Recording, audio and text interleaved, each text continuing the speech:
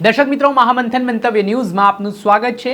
સુરતમાં આતંક મચાવનાર ખંડણીખોર શિવરાજ ઉર્ફે શિવા ઝાલાની પોલીસે ધરપકડ કરી અને તેને દિવસે તારા દેખાડવામાં આવ્યા।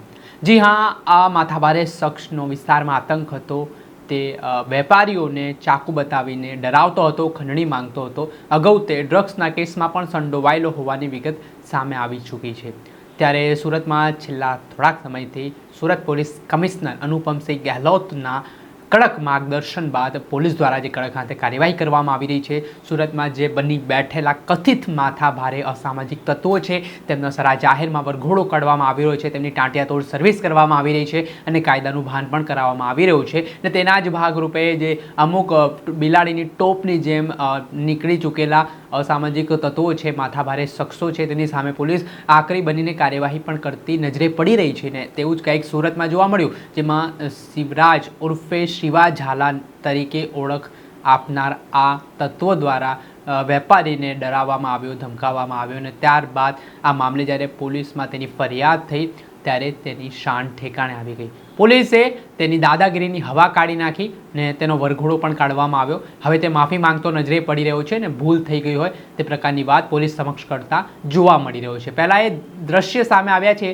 જ્યાં આરોપી લંગડાતો ચાલી રહ્યો છે।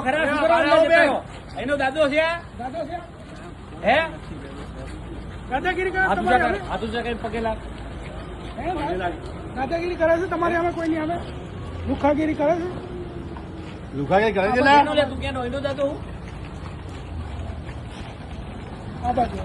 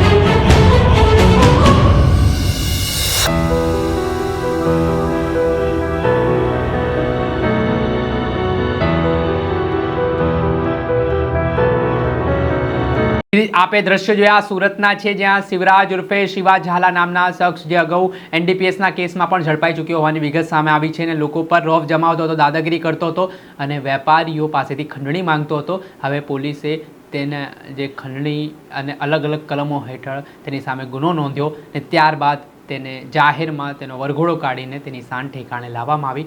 ત્યારે જોવાનું રહ્યું કે હવે જે અમુક અસામાજિક માથાભારે તત્વો છે કે જે બેફામ બનતા હોય છે તે આવનાર દિવસોમાં આ ઘટના પરથી શું બોધપાઠ લે છે। દર્શક મિત્રો, આવી જ ક્રાઇમથી જોડાયેલી સ્ટોરી આપના સુધી પહોંચાડતા રહીશું, એટલે મહામંથન મંતવ્ય ન્યૂઝ જોતા